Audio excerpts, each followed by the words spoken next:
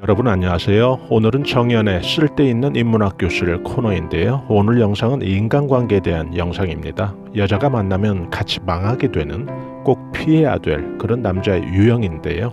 오늘 이 시간에는 그 중에도 자존감 낮은 그런 남자를 좀 집중적으로 다뤄보겠습니다. 남자가 폭력적이라든지 주사가 심하다든지 하면 바로 알 수 있는데 반해서 오늘 다루는 이런 주제처럼 자존감 낮은 남자 같은 경우는 바로바로 또 알게 되는 건 아닌데요. 예를 들어 잘못 판단하면 남자의 그런 자존감 낮은 행위들이 저 사람은 좀 예의가 바른 사람인가? 저 사람은 좀 공손한 사람인가? 저 사람은 또 품성이 저런가 보다 라고 잘못 판단하기도 쉽다는 건데요. 그래서 여성분들이라면 또 더 옥석 구분을 위해서 오늘 영상 편안히 들어보시면 좋겠습니다. 자존감이라는 단어가 좀 때로는 추상적으로 느껴질 수도 있죠. 흔히 그 자아 존중감, 자신 존중감으로 이해하고 있는 이 자존감은 사람이 자신의 가치에 정당한 대접을 할 줄 아는 그런 느낌으로 이해하시면 되겠는데요. 여자라면 특히 자존감 낮은 남자를 만나면 안 되는 가장 큰 이유는 무엇일까요? 남녀가 만난다는 것은 서로 만남으로써 부가적인 그런 시너지를 키우는 건데요. 만나기 전보다 사랑이든 행복이든 또 사회적인 발전이든 뭔가 좀 만나기 전보다 나아지는 게 있어야 되는데요. 혹은 그 전보다 의미 있게 뭔가를 좀 키워가기 위한 그런 게 아주 중요한 동기부여로 자리할 텐데요. 그런데 이 자존감 낮은 남자를 만나게 되면 인생이 발전이 없다는 거죠. 우리가 퇴보하기 위해서 누군가를 만나고 싶은 사람은 없을 테니까요. 이게 큰 문제인데요. 길게 사람을 겪어보기 전에 혹은 연애나 이성관계가 진척되기 전에 이런 것들을 좀 빨리 상대에게서 파악할 수 있다면 인생의 시간에서 시간 낭비되는 부분이 많이 줄어들겠죠. 그래서 막 상대를 알아가기 시작할 무렵이라면 또 이런 면이 상대에게서 보여지는지 여러분들께서 더 좀 잘 보셔야 되는데요. 자존감 낮은 남자의 그런 공통적인 특징들이 있죠. 첫째, 말과 행동에서 열등감이 표출된다는 점인데요. 예를 들어 볼까요? 남녀 사이라고 한다면 어느 날 두 사람이 약속을 잡았는데 어떤 일로 여자가 약속 장소에 늦게 도착했다고 한번 예를 들어보죠. 이 경우 자존감이 높은 남자의 경우는 여자가 늦은 그 사실에 감정을 실어서 의사표현하지는 않겠죠. 그냥 많이 늦었네. 아니면 무슨 일 생긴 거야? 이 정도 물어보겠죠. 그런데 이 경우 자존감 낮은 남자들은 어떻게 반응할까요? 예를 들어 이 똑같은 상황에서요. 이렇게 반응할 수 있다는 거죠. 뭐야, 돈 잘 번다고 이렇게 늦어도 돼?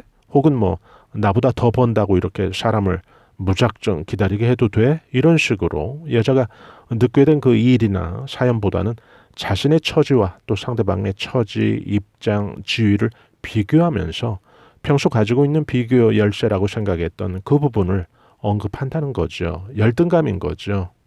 두 번째, 그들의 공통적인 특징 가운데 하나는 우울하고 불안한 그런 감정을 늘 갖고 있다는 것이죠. 이것도 아주 큰 문제인데요.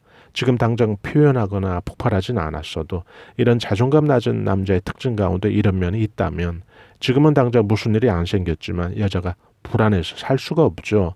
마음이 편하지 않을 텐데요. 그래서 이것이 반복이 되고 또 시간이 쌓이면 결국 여자의 얼굴에 깊은 그늘을 주는 그런 원인이 된다는 거죠. 이런 것들이.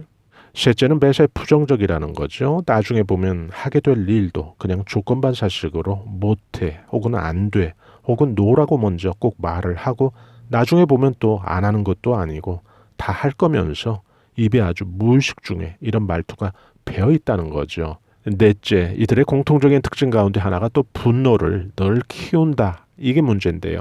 분노가 키워지면 나중에는 결국 폭발할 것이고 그럼 옆에 있는 사람은 무슨 죄냐고요. 그래서 분노가 쌓여져 가는 그런 과정도 큰 스트레스가 될 텐데 분노의 감정이 임계점을 지나서 폭발한다면 고스란히 그 옆에 있는 여자는 이런 상황에 또 자주 노출되게 되면 멀쩡했던 그런 또 여자도 아주 병걸레게 딱 좋다는 거죠.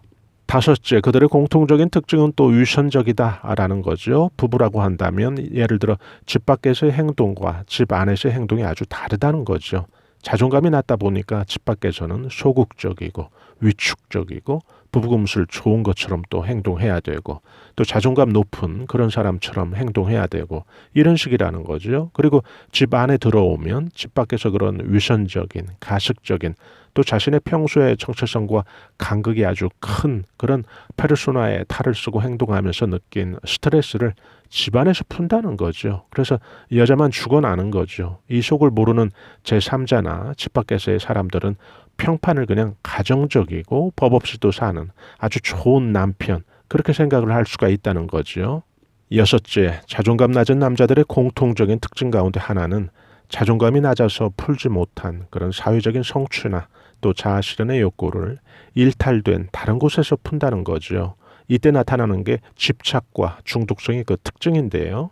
예를 들어서 괴팍한 어떤 성에 집착, 게임 중독, 알코올 중독, 경마 중독 이런 증상들이 나타나거나 또 이런 증상을 갖게 된다는 것이죠. 그래서 항상 보면 자존감 낮은 남자에게는 의처증이라는 게 아주 기본 옵션처럼 따라다니는데요.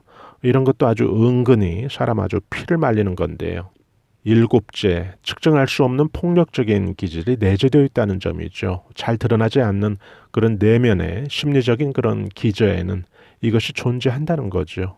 매스컴에 가끔 아주 세간을 깜짝 놀라게 할 무슨 큰 사건의 그 당사자 혹은 범인이 잡힌 후에 지인이나 주변인들 그 인터뷰는 한결같죠. 저 사람이 저럴 사람인 줄 몰랐다. 평소에 그냥 법 없이 그렇게 살 사람이었다. 이렇게 말하거든요.